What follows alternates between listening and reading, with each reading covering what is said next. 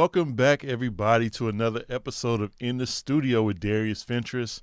I'm so glad that you guys are here, spending time with me. I'm really grateful for that. If this is your first time joining us, thank you for coming. I really appreciate it. And I would love for all you guys, just hit that subscribe button if you can. Share this episode, share this podcast, tell somebody about it, and hit me up on social media. I want to hear from you guys. I want to see what you guys think about the content that I got going on. If you got questions about anything that we talked about, if you want to hit up any of the previous guests, just let me know. I love to keep in touch with you guys. And today's episode is a great one. I'm so honored to have such a talented brother join me today in the studio. He is a gospel music broadcast general. He has done so much in this industry, in the area of media, and he has also transitioned into a passion of mine that I love, and that's professional wrestling. We're going to get into all of that. But, guys, give it up for my friend and brother, Gerard Bonner. How you doing, man? Man, I'm fantastic, Darius. How are you? I'm excellent, man. Thank you so much for joining me today in the studio. Thank you for having me, man. It's an honor to be here, and I can't wait to chop it up. This is going to be great. Yes, sir. Yes, sir. I'm really thankful to just having somebody of your professional ilk on here. You know, I'm just now getting into this media thing. So yeah. I appreciate you taking some time, man. Of course. It's my pleasure. Yeah, man. So, Gerard, you've been doing broadcasting, or you've been in media for a while. Yeah. When did that bug hit? When did you know that you wanted to do something like media and broadcasting? It's funny. I think I knew very early on. I grew up in this small town in New York State called Monticello, and our local radio station, shout out to WSUL, crazy that I remember that, but I was always intrigued by what I would hear on the radio. Always. And so whether it was them playing new music or it was just, the commercials or whatever, just the whole idea of broadcasting was exciting to me as a kid. So even when I went into middle school, they had, the PA announcements back then, and students would try out for that. And normally that was reserved for our middle school was 6th to 8th grade. So normally it was reserved for the 7th or 8th graders, but I'm in the 6th grade trying out for this, and I made it the first time. Wow. And so, since then I knew I always wanted to somehow be involved in radio or media or broadcasting of some sort. So I knew all the way back then. Man, that's awesome. And so what about what drew you into music now? Because you've been very linked to gospel music, but I'm sure your music palette is much larger. When did that music bug hit you? So the funny story about music is I actually come from a family of musicians. My first memory of music was this vast record collection that my dad had. He had this insane record and 8-track collection, and we just were surrounded by music. My mom was a musician at church. My grandmother was a musician, and that was my dad's mom, so I had it on both sides. Okay. So, everywhere I turned around, there was music. And so I started fiddling around trying to play when I was 6 years old. And then the guy who was teaching me at that time, he went away, he moved away, and so I had nobody to kind of teach or learn from. Ended up picking up piano again around age 12 or so and started playing that. I fiddled around with the violin for a little bit, grabbed trumpet by 5th grade, and went from 5th grade all the way through high school with trumpet. But in terms of piano and things, that's kind of where I landed, piano and organ. And so ended up, my mom was the organist at the church. Funny story, the first song that I played was Who's on the Lord's Side from Timothy Wright. Oh, nice. And when I played that on a Sunday morning, it was the only song I knew how to play. And my mom lost it. She was just like, oh my God, my baby. She goes crazy. And from that Sunday on, they wanted me to be the musician. I'm like, I only know one song, and this was way before churches had set lists and worship teams. This was in the testimony service era. Absolutely. Where, and you know how that was, they would sing any song in any key. So it was a true baptism by fire, man. But it started all the way back then. And it's funny, when I entered into the music industry, I told no one that I played. I literally kept the two worlds separate because I didn't want people to think that I was trying to backdoor my way in. So I just stuck on the media side and then eventually the radio side. And then it kind of snuck out that I was playing it. People were like, what? But so it's been going on for a long time. Man, that's amazing. And that you're right. That testimony service, that is baptism by fire, because somebody can tell you to play in a key and they start singing in another key. So and you got to match it, you know, and it's all by ear. And so it becomes crazy when you hear one thing, another musician hears something else, and it's wild. It is wild. Wow. You mentioned growing up in Monticello, New York. Man, how was that? Because Monticello is like, how far away is that from the city? It's it's about 90 miles northwest of New York City. So it's kind of wrapped in the Catskill Mountains. The challenge with that is it was by no means a hub for gospel music. By no means. I mean, you know, we didn't even have a music store in Monticello. We didn't have a mall. Wow. I had to travel to Middletown, which was like 30 miles south, just to get to a mall or to get to a record store or anything like that. And so you'd make trips to New York City to try to get current on what was going on. But because there was no station or anything like that, we were seemingly always behind in terms of what was coming out musically in Monticello, but ended up, you know, connecting with some different friends. And you know how church life is. You end up involved in organizations and councils and conventions. Then you start meeting friends and you start hearing these songs and you're like, well, where did this come from? Then it just kind of starts to build that way. Wow, yeah, I can relate to that. I grew up in Portland, Oregon, so so it you was know kind of the same thing. Yeah, you know, we had to kind of go up to Seattle to get the current. Yes, but we was always last to get stuff. Yes, so I understand. Absolutely. So what was your first thing when you got into broadcasting, like from, because I read that you have a degree in mathematics, right? Yes, I do. Okay, connect those dots for me. So it's funny when you're in high school, you have to make a decision in terms of what your major is going to be.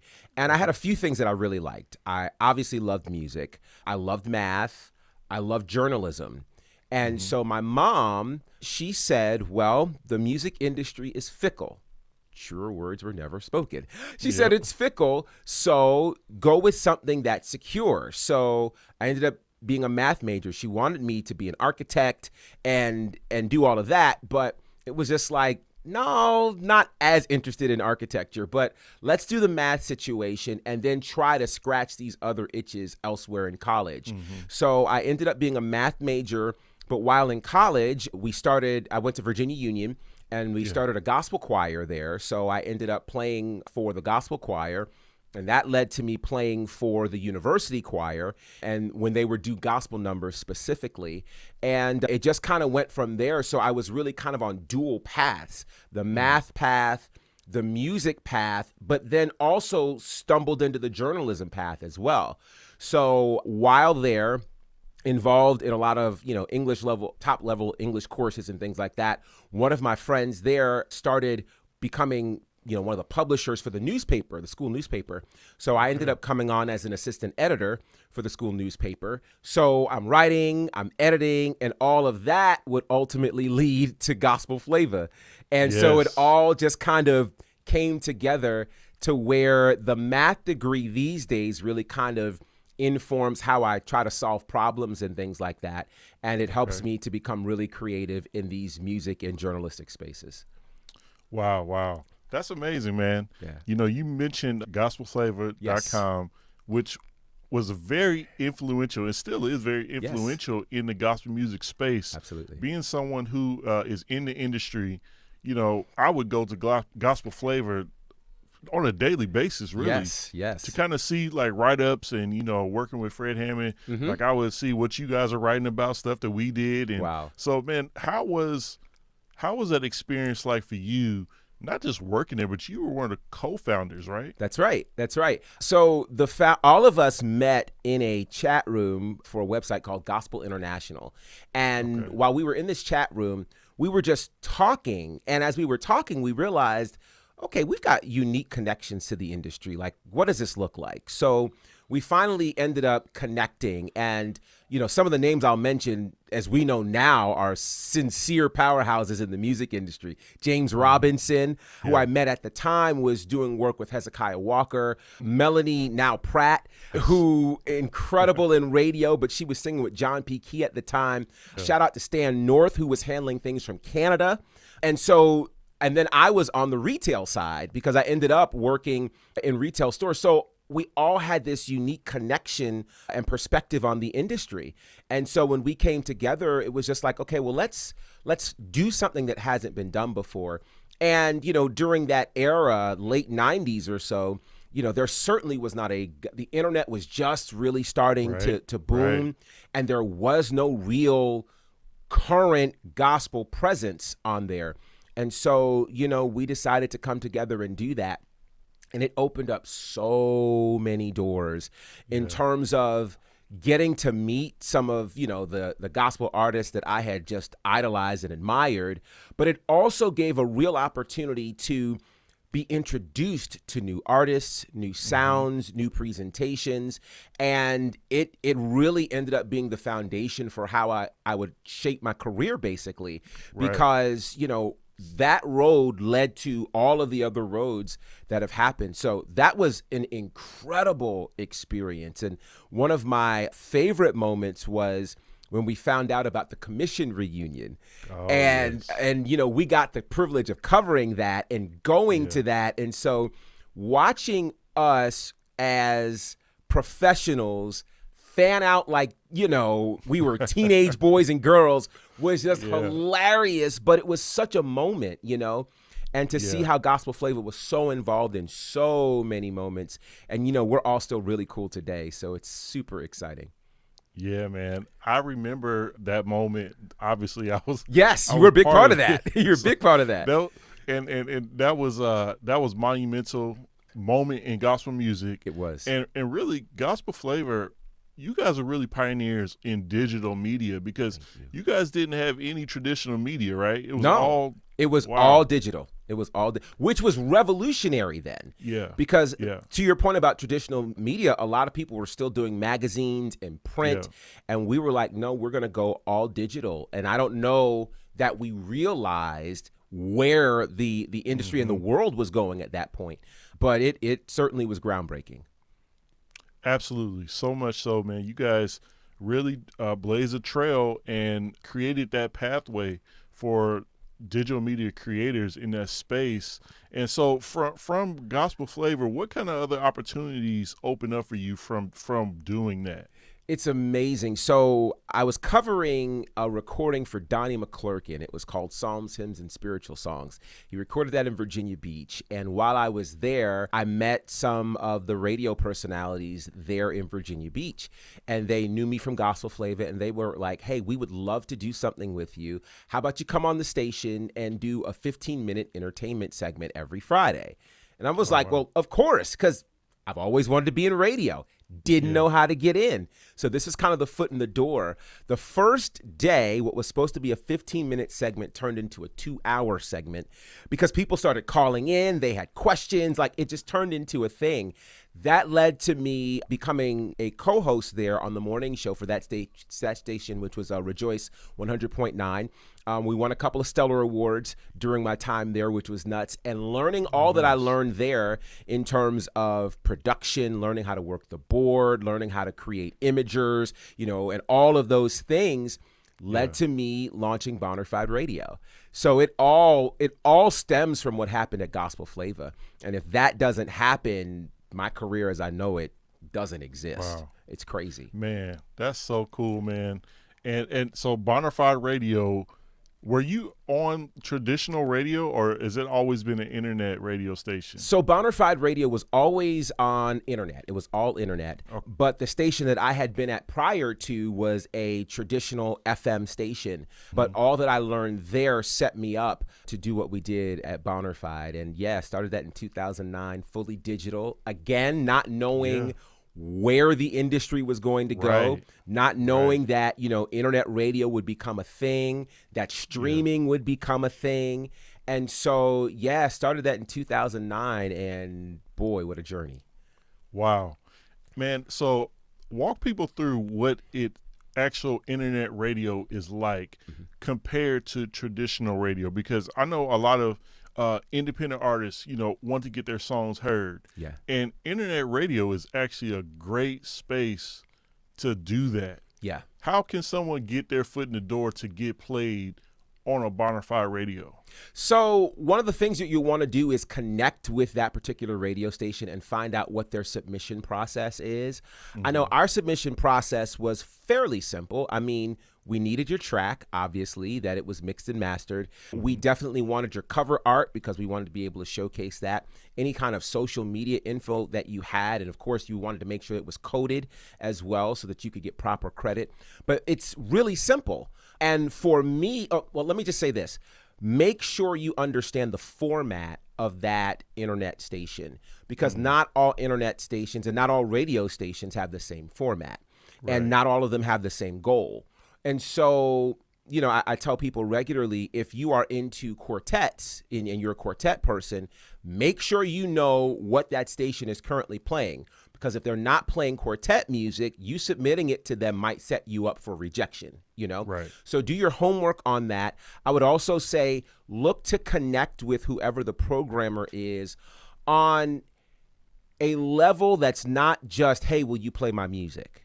Right. You know what I mean? Because I had so many people, and I had to learn, because the way I'm wired for community, and I'm wired to try to really help people grow. And, you find out people, hey guy, how are you? Like, are you playing my music?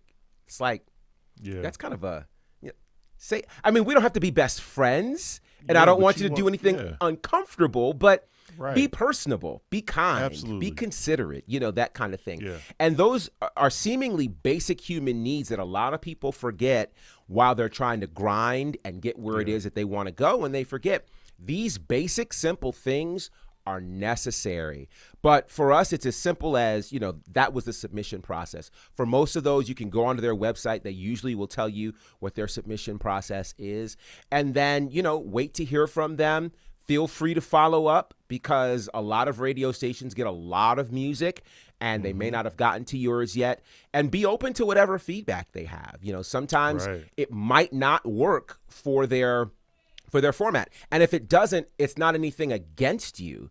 It's just not working for their format. Right. Or I know in my case where and we'll probably get into this, we aired multiple genres of music. And I wanted to make sure, and one of the reasons for that is I believe that people don't just listen to one genre of music. They don't. But there weren't radio stations that were bold enough and brave enough to do that. And I was like, I want to be a one-stop shop. I want people to come here to be inspired, but to hear great music in the process. So what that meant was, if we were bringing on an independent artist, they didn't just have to sound good in between a Kirk Franklin and a Fred Hammond. They had to sound good between a Kirk Franklin, a Fred Hammond, a Lettucey, a Lecrae, an Earth, Wind, and Fire, that kind of thing. So that raises the stakes a bit. But it also says, if you're being played here and your music can float in here, then you're golden. That is great advice, man. Yeah. Great advice. I didn't know that about your station, that you did multiple genres. Yes. Why is that such an obstacle for traditional radio and internet radio stations? People get caught up in you just got to be this, got to be that. Like, what's your thought behind that? I think people, again, they think and approach things traditionally. So we have to be pop, we have to be R&B, we have to be jazz, we have to be gospel. The problem with that is, if I want inspiration, then I go one place. If I want to be pumped up because I'm going to go work out, I end up having to go another place. If I end up wanting kind of just smooth vibes, now I've got to go somewhere else. Most creative musical people want it all and could do it all perhaps in the course of an hour. So for me, it was like, let's create the station that I would want to listen to.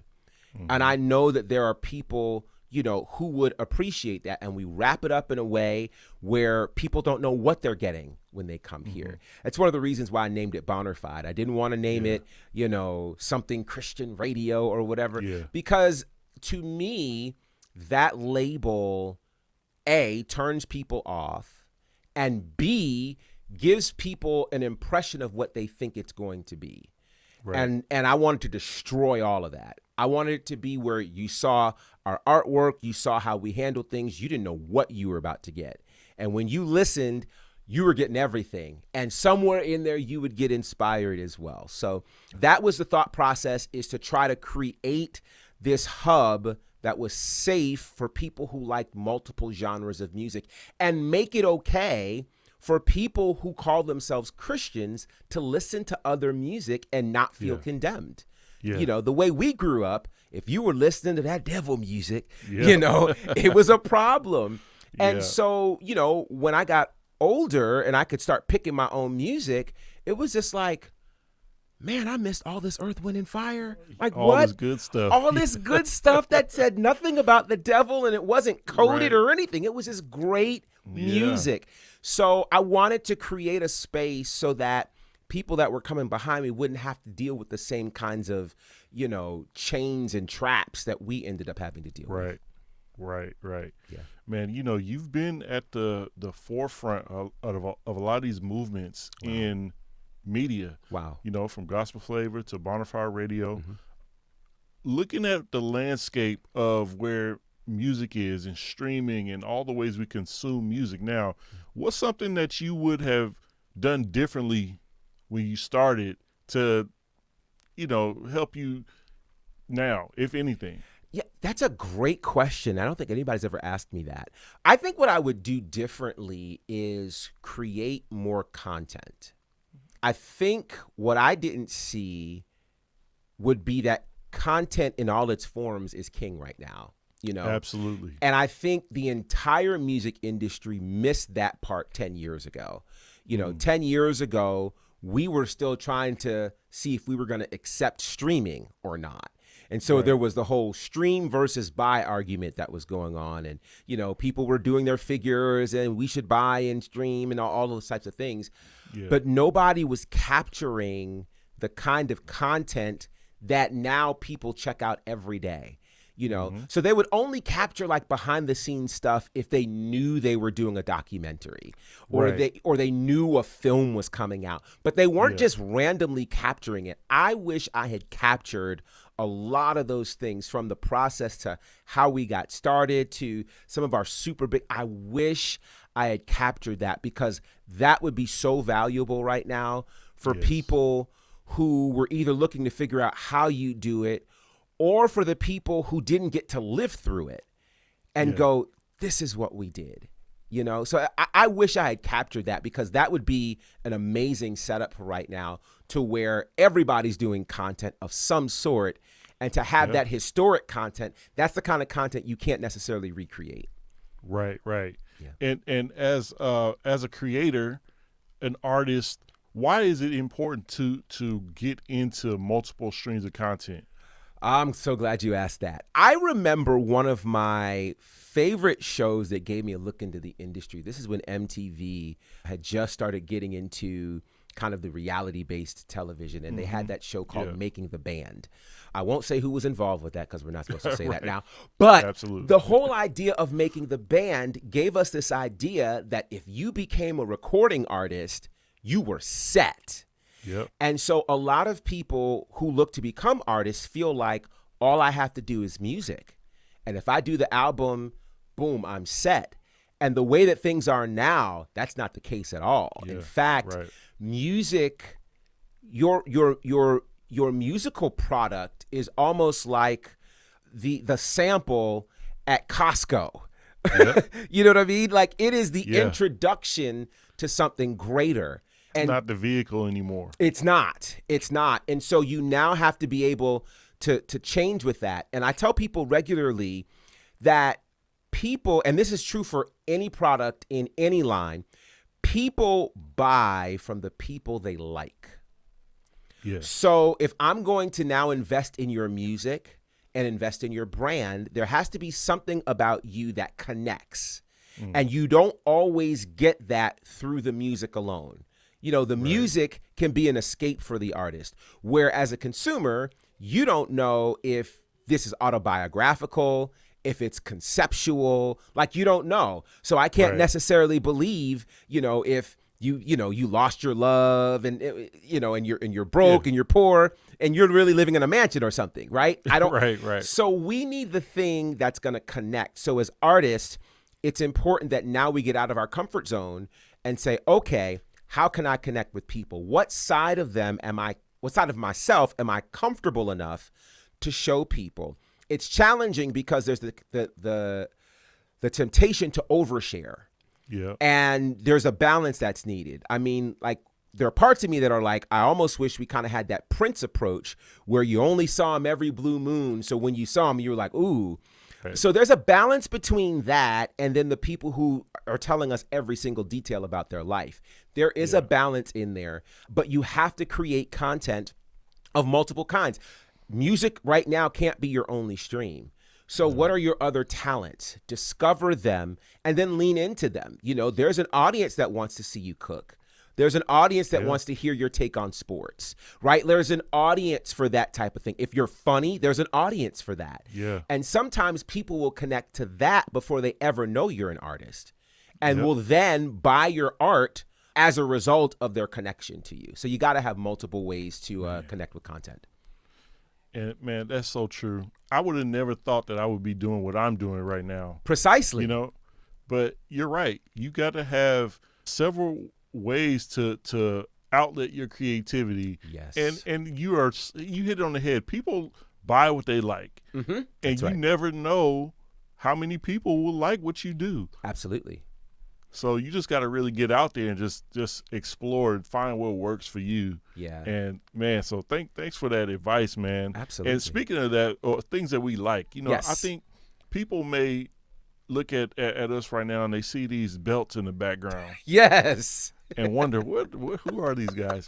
I'm a huge wrestling fan, professional wrestling fan, have been my whole life. Yes. And it's just one of those, I don't even know if I could call it a hobby. It's kind of like a lifestyle, honestly. Absolutely. And people, you only understand it if you're in there. Precisely. You know what I mean? So when did the wrestling bug hit you? Strangely enough, I think the wrestling and music bug hit at the same time. I've known them both all of my life. And so, just as much as I would know my dad with this massive record collection, he also had us into wrestling. My grandfather, we were into wrestling, and this was, before the whole Monday night movement and things like that. Yeah. So we were catching wrestling whenever we could. And, he'd take us to the matches, and it was just like, this is incredible. And so living in Monticello, being 90 miles northwest of New York City, we were WWE guys. So that's what we got. And we had the Madison Square Garden network on in our cable system, so we get to watch some of the shows from Madison Square Garden. And what was even crazy then was they would actually cover wrestling on the news. So in the sports moments, when they had a card at WWE in Madison Square Garden, they would cover what happened on the news. So it was just like, this is incredible, So this whole wrestling thing, it's kind of amazing to me because my two big loves are wrestling and music. Mm-hmm. And, I always wanted to figure out how to get into both. There was never really a blueprint to do that. And so to be in this moment now where I'm involved in both is nuts to me. But it has been going on my whole life. I have loved wrestling from day one.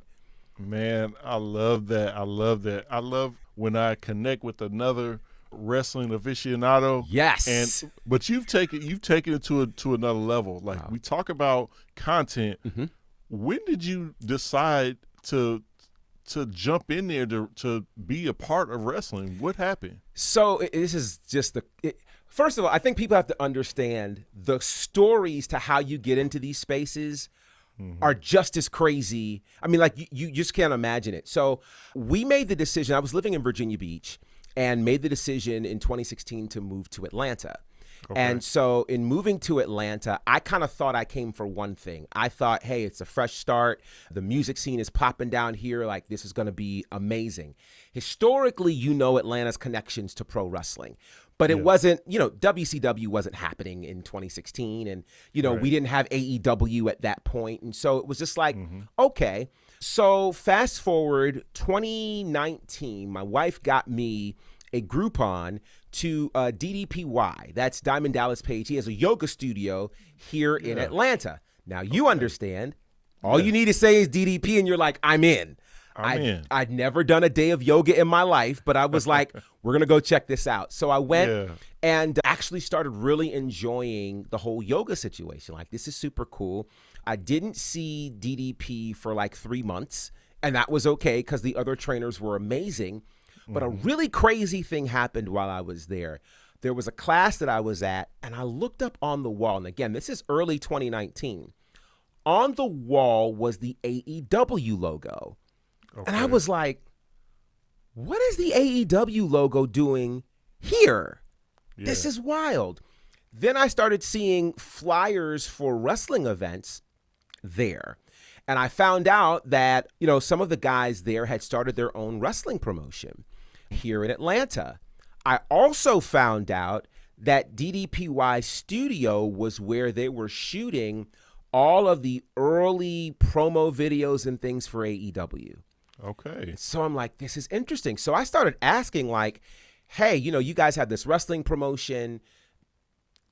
Can I come? Like, what do I need to do to get involved or whatever? And they were just like, okay, just come through. So I initially intended to go through the May show, May 2019, but my son was due.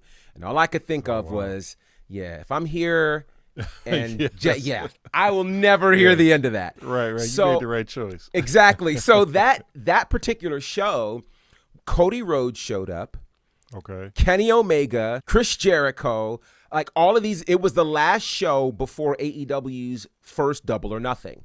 Okay. And so I'm like, oh my God, I can't believe I missed this. So fast forward, Jax is born. September, I go to my first show at Southern Honor. That's the name of the promotion. And I was like, okay, this is really cool. I like this. The next month, they were doing a war game. So I invited one of my good friends to come through. He came from San Antonio. And we said, all right, we're going to do a podcast episode on the way there, talking about what our experience is like and on the way back. When we came back, we went to the Waffle House. And I said to him, okay, we need to put a plan together for how I'm going to get in the business. He's like, cool. First thing you do is do this podcast episode. Get it out there. So I did the podcast episode. The owner of the promotion heard the podcast episode, made it mandatory listening for everybody in the roster. And I was like, that's nuts. That's crazy. That's crazy. So I go to the November show and I notice there's only one guy on commentary. And I am not a forward guy at all. I am the guy who is, well, if it's for me, it'll come to me. The Lord will bring it on. Right. But this time, I was really inspired and I was like, okay, this is a moment. So during intermission, I said to him, I was like, hey, what happened to your commentary part? And he's like, he couldn't make it. I said, if you ever need help, I'll be more than happy to help. And he was like, oh, okay. And so, you know how convention talk is. And that's what I thought was happening here. Absolutely. So they ran a show once a month. We get to December. And that was the one day I had a bunch of things going on that day. And for whatever reason, I wasn't on the socials. So I ended up going to the show. I got to the show 30 minutes before. When I get ready to walk in, the booker meets me at the door. And he's like, we've been trying to get a hold of you all day. I was like, wow. What? What are you talking about? And then he says, do you want to call the show tonight? Wow. And I said yes so fast. And then after I said yes, I was like, wait, I don't even remember what happened at the last show. Like, I didn't have time to back out. And so they bring me in, they sit me down. I'm literally in a hoodie and jeans. And I have no notes. I have nothing. And so the owner is like, yeah, we've been trying to get a hold of you. You know, if you do a good job tonight, the job's yours. So don't suck. Wow. I'm like, okay. Pressure, right? And so we started the show, and I have to tell you, it's the most natural thing I've done. It felt like drinking water. It was so natural. And after the first match, my commentary partner looks at me and he goes, "Oh, we got something." We got something. Called a whole 3-hour show that night, went to the back, and they asked him, they were like, well, how was he? He was like, "It was amazing." Then they said, "Do you want the job?" "Yeah, I do." And into the wrestling industry I am. And so it's crazy because the opportunities that have come from this have been insane. I'm now getting to work with the Nightmare Factory, that's cool. Which is nuts. And at the time when we connected with them, Cody was still in AEW, QT was doing things in AEW. Who would have known that Cody would end up main eventing the last 2 WrestleManias? Right. You know, he's the WWE champion. I'm connected to him now and a lot of other spaces. I'm getting ready to go on an international trip soon. It's just crazy the doors that have opened, but it literally was from one yes. Wow. Yeah. Man, that's so encouraging, first of all. Wow. And congratulations on that opportunity. And thank you. Wow, you've done such an incredible job. You know, I watch your content and it just, like you said, it's like natural for you. Thank you so much. Thank you. I could clearly see the time that you spent in your radio career and then your love for professional wrestling, it just merged. Yes. To do what you're doing now. Absolutely. So, man, what would be your bucket list in this world of professional wrestling? Well, I think number one, it's clear to call WrestleMania. I mean, like that is one of those things where I'm like, yeah, this has to happen. And then so subsequently working in WWE as well. Yeah. I think those 2 things right off the bat would be it. And almost anything else after that would be like icing on the cake, because some of the things I've had the privilege to do already are things that I'm like, whoa. You know, I will say this. I think sometimes what happens to people is they get the large goal in mind, and so they minimize all of the steps to that. Yeah. For me, when I got in the door at Southern Honor, that was WWE to me. Yeah. Every show was WrestleMania to me. And so the level of preparation that I put in for that, it's literally like I'm doing Monday Night Raw every night. I mean, that's how I feel. Yeah. That's how I treat it. And it's wild because I had never said that outwardly, but wrestlers, when they would come back and listen to the commentary, they're like, we feel like we're on Raw. We feel like this is our WrestleMania. And so it's crazy how that has opened up so many doors for me to work in so many different promotions outside of Georgia now. Did my first international show in November of last year in Jamaica, which is nuts. Getting ready to go to the Bahamas next week. I mean, like, it's crazy. And then to think of some of the people who I've either had the privilege to call matches next to or whose matches I've called. Man, I got to call matches for the Rock and Roll Express. Like, what? Like, are you kidding me? You know, it's crazy. Buff Bagwell and I mean, there's so many people.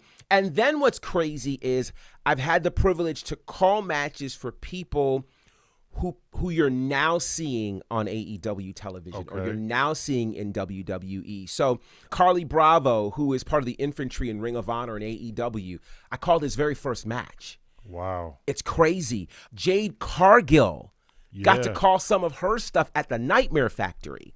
I mean, like, it's wild. Some of these names that I've had the privilege of doing, Queen Aminata and so many people who are in TNA right now and so many other spaces. It's crazy. It's crazy to me. And so all of these opportunities that I've been given are opportunities I don't take for granted. And if I could tell anybody anything, everything you do is an audition for what's next. That's good. It's an audition for what's next. People started finding out about what I'm doing based on the work that I'd already done. Yeah. So I've never, and I'm grateful for this, I've never had to, I work right now with 6 or 7 different promotions, and I never auditioned for any of them. Like, I never applied for any of them. Wow. They heard about my work and they reached out. And, I just sit back and I'm like, God, this is incredible. That's so cool. Only God could set it up, to allow you to have the kind of favor where people go, no, we need to have you. Yeah. No, we need to, and it's nuts. And then when you get to work with, like Caprice Coleman, who is a huge part of Ring of Honor and AEW, we've worked commentary together on a number of shows. And it's just like, I'm sitting here working with, this guy's on TV. Yeah. Like, are you serious? It's those kinds of things. And I'm super, super grateful for the opportunity to be able to do the things that we're doing right now. Wow, man. I'm fully confident that I'm going to see you on either AEW or WWE sometime in the future. I really appreciate do. that. I appreciate it. We're working on it. We're working on it. Yeah, man, I bet, man. So I know it's exciting. Yeah. There's one promotion I saw you're working with. Help me if I pronounce this wrong. Asha Wrestling? Ashe, yes. Ashe Wrestling. Yes. Okay. There's an important show you guys got coming up. That's right. Tell us about it. Yeah, we've got a huge show coming up this Saturday in Charlotte, North Carolina, another huge wrestling city. It's called Ashe 4. The main event is a dream match. Shelton Benjamin, who of course spent several years in WWE and a former Intercontinental Champion, done all kinds of things. He's going to be taking on Jonathan Gresham, who's a former Ring of Honor World Champion, currently a part of TNA. We've got so many incredible matches that are happening there, and I'm just sitting back going, I get to work in this space. But yeah, that's coming up this Saturday. And shout out to Darius Lockhart, who is the creator of Ashe Wrestling and all of the amazing things that are happening there. Funny story. I want people to never concern yourself. He originally reached out to me to do commentary there, and I absolutely wanted to do commentary. The initial date, I had a conflict on that date. And so I initially said I couldn't do it, but we were going to try to do the second show. And it worked out that my conflict got resolved, but he had already lined up, some guys to work commentary. So I was just like, well, I'm not sure what I'm going to do. So he says, okay, I have an idea. We'll bring you on to kind of do, this on-air interview kind of situation. Kind of like a Mean Gene Okerlund, that type of situation, And so I was like, okay, cool, and the first couple of shows, I was a little nervous because I hadn't done it before, but he was so confident in me that it was like, okay, sure, I'll do it. And for me, where it ends up really working is it now adds to my portfolio in terms of what I'm able to do. So I now have footage where I'm not just doing commentary. I'm doing on-air interviews. I'm hosting. I'm getting to do all of those kinds of things, which gets to position me well to go into other spaces. And the things he set me up for, man, I got to introduce and do an in-ring interview with Ron Simmons, the first African-American world champion. Like, I got to introduce Teddy Long. Like, I got to do these kinds of things. And I'm just like, this is insane. But it's a part of trusting the process. And sometimes we get stuck in whatever role we think we're supposed to be in. That if somebody gives us a different role, we're like, no, I don't want to do that. But it's like, wait, no, you're expanding some things. And so my wrestling portfolio gets to be expanded thanks to Ashe. And strangely enough, I told you, everything you do is an audition for something else. Right. The content that I had started creating, which I started doing that at this point, it's probably about a year and a half ago. And I did it very intentionally because I wanted to be able to show, okay, these are the other things that I can do in a wrestling space. Because I love commentary. The challenge with commentary is people don't always connect your face to your voice. So I kind of needed people to see, okay, this is what I can do. And it gave me an opportunity to talk about other things in terms of wrestling. I didn't have to just talk about the specific promotion I was working in. And so what happened was Darius saw kind of the work I'd been doing in that. And he saw that, and that's one of the reasons he was interested in bringing me on to Ashe. But then he said, we want to kind of expand your role and have you serve as a special correspondent for us and do these kinds of promos on social media to prepare for the event and hype people up for the event. So it's really expanded what I've even been able to do at Ashe, where I'm not just doing the interviews in-house. I'm getting to set people up for those kinds of things elsewhere as well. So it's amazing. Yeah. It's amazing. Wow. With Ashe Wrestling, I believe it's an all African-American promotion? Primarily, yeah. Primarily? Okay. Primarily, yeah. And you mentioned two legends, Ron Simmons and Teddy Long. Mm-hmm. Man, what are your thoughts on the state of just us as a people in professional wrestling now? Yeah, you know what? We are at the greatest place we've ever been. Yeah. It has never been a better time to be an African American involved in pro wrestling, whether that is on camera as a wrestler, whether that is, in the space of being a content creator, a media outlet. Our culture is finally being fully respected and reflected in the pro wrestling product. So, there was a time, we mentioned Ron Simmons as the first African-American world champion, and that, of course, was in WCW in 92. It really wasn't until The Rock became WWE champion that we actually had a black WWE champion. But then it was almost 10 years, or actually longer than that, between that and the next black man to hold a world championship. And we're talking, Kofi Kingston in 2019, and then we get to have Bobby Lashley and Big E, and these kind of moments are so significant. But then you look at Bianca Belair, a Jade Cargill, and, we start looking at these amazing talents, Athena in Ring of Honor, and, so many other great talents that are out there. That, there was a time in wrestling where you could really only have one African-American per territory. That's true. That's so true. Now we're in a space where we're dominating the industry and our culture is dominating. And it's now not trying to have someone act a certain way. Yeah. But we get to present, the fact that we're not monolithic, but that there are many different presentations of who we are. And that's exciting. So interestingly enough, there are not still very many African-American commentators or interviewers in an on-screen space. So it kind of puts me in a very unique spot. And it's funny because as we're talking in this interview, it makes me think, you mentioned kind of being in the forefront on the music side with Gospel Flava and, with Bonnerfide Radio in terms of the digital space. And who knows, maybe we're setting something else up for the wrestling space as well. Absolutely. I fully believe that they're sure going to do that. I really do. Thank you. Man, this has been such an amazing conversation, man. I want you to leave our audience with just some wisdom, man, that you want to give them about anything professionally, personally, but just encourage the people watching today. Yeah, I want to remind you that it's never too late. It's never too late to dream, and it's never too late to watch your dreams actually happen. Sometimes we get concerned because, especially in this social media age where it looks like everybody's getting everything quickly. I was looking at a post the other day and, this person's like, I'm a 19-year-old millionaire. Of course I do this. And I'm like, a 19-year-old millionaire? Okay. If you're not careful, you'll start thinking, well, it's too late for you because you're whatever age you are. But I believe this, that you're at the right place at the right time to accomplish what it is that God's given you to accomplish.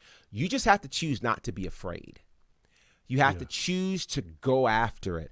I'm learning that nothing in our lives are wasted. Not a single thing, and so the journey to where I am now seems crazy. It's kind of like Monticello, New York. Who comes from Monticello? Who does that, right? But they said, can any good thing come out of Nazareth, right? They've said that. I think great things can come out of where you are. You don't have to be limited by that, but you have to be willing to be different. You have to be willing to offer the world something it doesn't currently have. Yeah. And I think that's one of the things that makes you valuable. Do it in the way that you do it. It might upset the apple cart. There might be people who go, this doesn't make sense. Like, why do you have to do it this way? This isn't the traditional way of doing it. It's okay. Whenever you're a forerunner or a trailblazer, you're going to run into opposition. But keep being excellent. And one thing I will absolutely say is make sure that your character is in a place that so that you can support where you're going. There are a lot of people who want great platforms, but their character isn't enough to sustain them in those spaces. And so when they get there, they get crushed by the pressure, they get crushed by the opportunities and the like. If your character is straight, your character will get you into doors that your talent won't necessarily keep you in. So by all means, allow your character to be shaped, and it's often shaped in these difficult times. You know, while you're sitting in the waiting room of life going, why isn't this happening? You know, I've seen all these other people that it happened for. Well, trust that one of two things is happening. Either you're being prepared for the space that you're going to go into, or the space is being prepared to properly receive you. I've been a wrestling fan all my life. And when I moved to Atlanta in 2016, Southern Honor did not exist. Wow. AEW did not exist. And so I could have never seen at that point that I'd be in the industry connected to any of those channels. Yeah. But sometimes the place has to be prepared so that it can be ready for your arrival. And then when you get there, you'll go, now I get it. Other than that, you'll get somewhere that's not good for you. And it won't be prepared. It's almost like no one wants to eat solely cake batter. Like you like eating the cake batter off of the spoon on occasion, but you're not going to eat a bowl full of cake batter. Exactly. That bad boy needs to get in the oven. And then if you're like me, you need some icing on it. And however you're going to decorate it, right? You don't want to have an unfinished cake, nor do you want to be in an unfinished or an unfurnished building. Wow. So give God the time to allow all the things to fall into place so that when you arrive, they'll be ready for you. Man, what such incredible advice. That encouraged me because I'm in that space right now, man. So I thank you so much for your words, man. And this has been incredible time. Wow. Incredible. Man, how can people get in touch with you? Absolutely. Hit me up on the socials at Bonnerfide. That's the easiest place on all of the spaces. X, I still call it Twitter. Hit me on X at Bonnerfide, Instagram, Facebook, TikTok, Threads. I'm in all of those spaces. Super easy to get a hold of. I manage my own accounts. So by all means, hit me up. I'd love to connect and chat. And certainly you can follow all that's happening on the journey. If you're interested in what I'm doing musically, because I know some people think I've completely left the music space. I have not. Right. I actually have a radio show on a network called SoFlo Radio. They do Christian hip hop. And so you can find that at sofloradio.com or on their mobile app. I do a daily show from 4 to 8 Eastern, which would be 3 to 7 Central. So you can check that on there Monday through Friday. And then there's some other things that are in the works musically that you guys will probably hear about soon. So rest assured, for those who thought I was gone, I am not gone. I'm still very involved. If you'd like to check out any of my work on commentary, with Southern Honor and with IWE, those are two promotions I work with. You can check out my work at a streaming platform called IWTV. That's independentwrestling.tv. Some really cool things there. Nice. Some of my work is on YouTube as well, on the Nightmare Factory's YouTube channel. All of my work is there with Turnbuckle Championship Wrestling, which, side note, that is the indie promotion that Dusty Rhodes created. Oh, wow. Okay. And I got the call to do commentary for them. Wow. Nuts, right? Crazy. So Turnbuckle Championship Wrestling, also the Nightmare Factory, they have student showcases that are there, so you can check that out. I'm on there as well. Then my work with All Caribbean Wrestling, and it's been incredible. All Caribbean Wrestling's afforded me the opportunity to go to Jamaica back in November. I'll be going with them to the Bahamas next week for Baja Bash. A week from this Saturday. And then 2 weeks later, Jam Slam in Kingston, Jamaica. That's happening there. And that show is going to be nuts because it's actually sponsored by Visit Jamaica, which is the tourism board for the nation of Jamaica. Okay. Crazy. Like, wow. It's insane. Plus my work with Ashe Wrestling at AsheWrestling.com. Again, our big show is coming up this Saturday in Charlotte, North Carolina. And if you can't get there, you can watch live on the live stream. Again, that's available at AsheWrestling.com. Wow. Guys, please go out, support our brother Gerard and everything he's doing.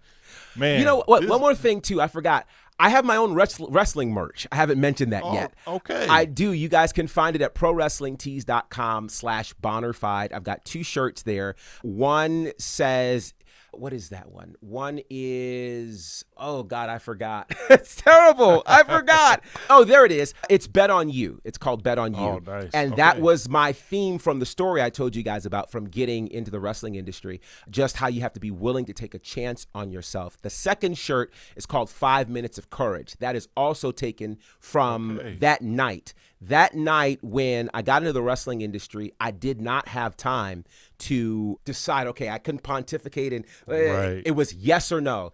And in that 5 seconds of courage, just saying yes, that completely changed my life. And so I believe these kinds of shirts are things that you can wear to remind yourself from where you're going. Bet on you. You only need 5 seconds of courage to change your life. That's at prowrestlingtees.com/Bonnerfide. Well, I'm definitely going to buy those shirts. Thank you. Sure. I appreciate that, man. Absolutely. Appreciate it. Man, thank you so much. This has been such a treat. Thank you. Really, you have blessed this channel, this show so much today, and I'm so grateful. Y'all, please support him again, everything that he's doing. And guys, if you have not subscribed to this channel yet, please do so. Hit that subscribe button. Make sure you comment, like it, share it with everybody. Hit me up on socials, Instagram and Facebook at Darius Fentress.